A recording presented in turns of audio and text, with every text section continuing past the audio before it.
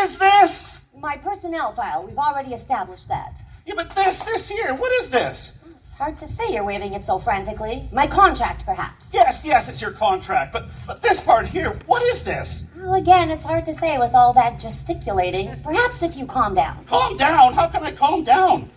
What is this? From your reaction, I'd have to guess it's Clause 13A. Is it Clause 13A? Yes, it's Clause 13A. Are you having trouble with the language? Because it seemed quite straightforward to me. Father and I both thought it was quite straightforward. But it makes no sense. It says here that upon the day of your retirement, At the end of next month, if my father's still alive, which he is, his controlling interest in Ulrich Energy gets transferred to you. yes, along with his seat on the board. Yes. Well then, what could be more straightforward than that? Well, it doesn't make any sense. What part don't you understand? All of it.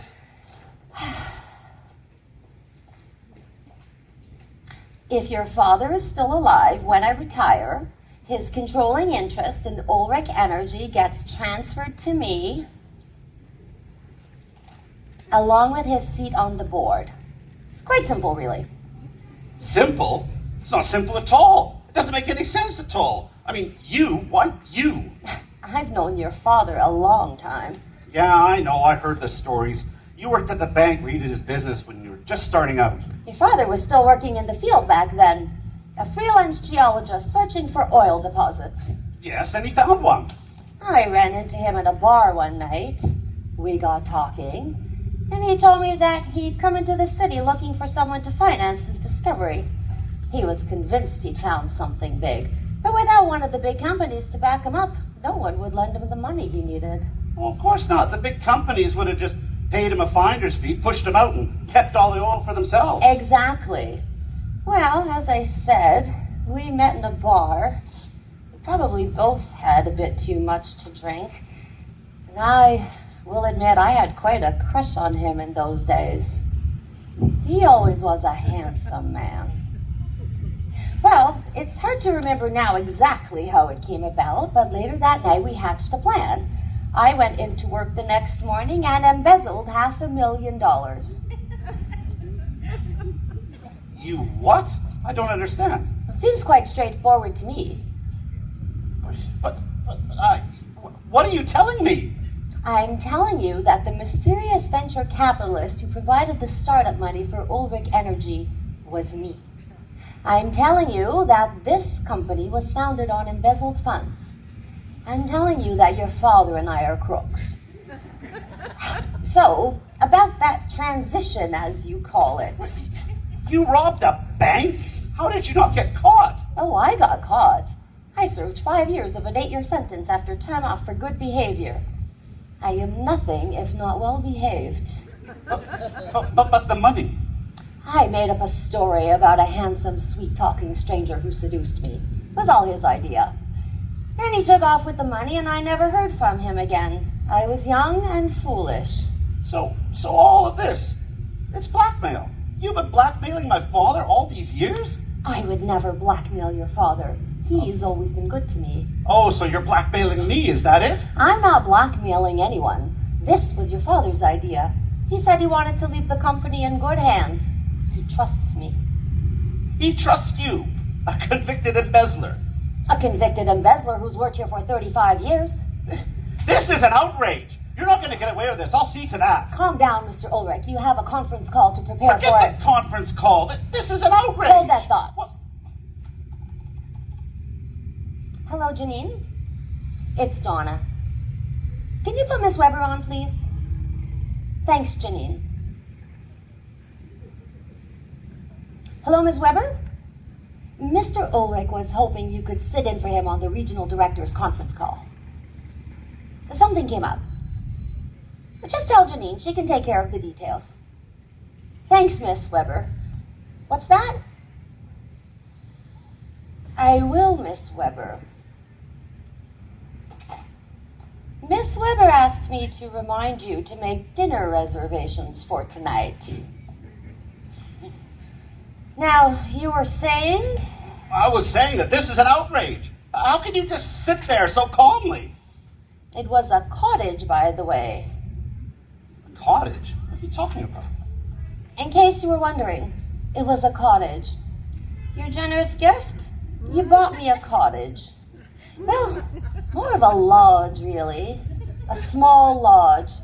8 bedrooms, 6 bathrooms, 2 kitchens. What would you call that? It's on an island. Well, just a small island. I suppose technically you bought me the island. It's remote, I can tell you that. Only accessible by boat or float plane.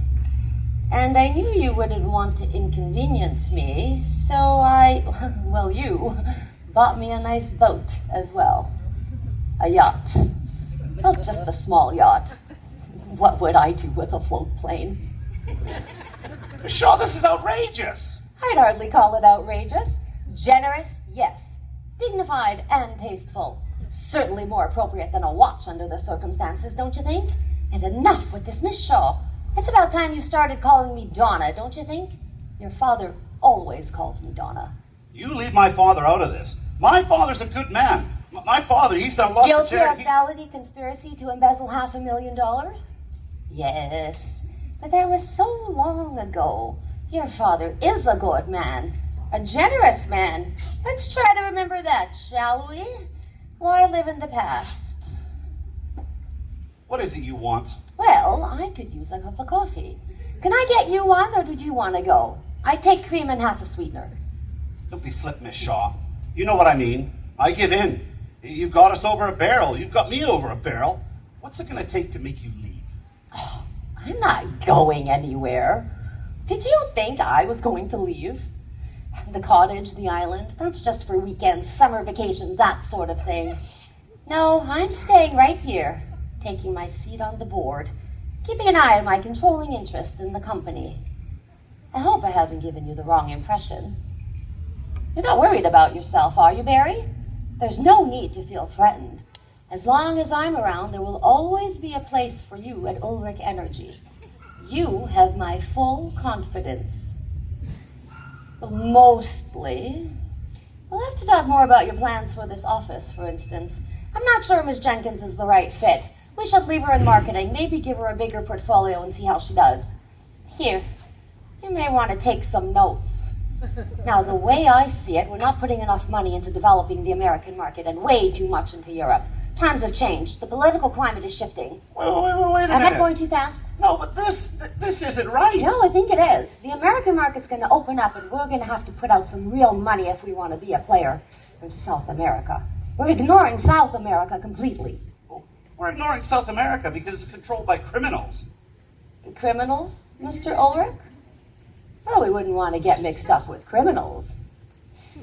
Now, about my retirement, have you given any thought to the party? I was thinking champagne and an oyster bar and maybe one of those chocolate fountains. Well, about the cake, none of that god-awful red velvet. Chocolate or mocha, what do you think?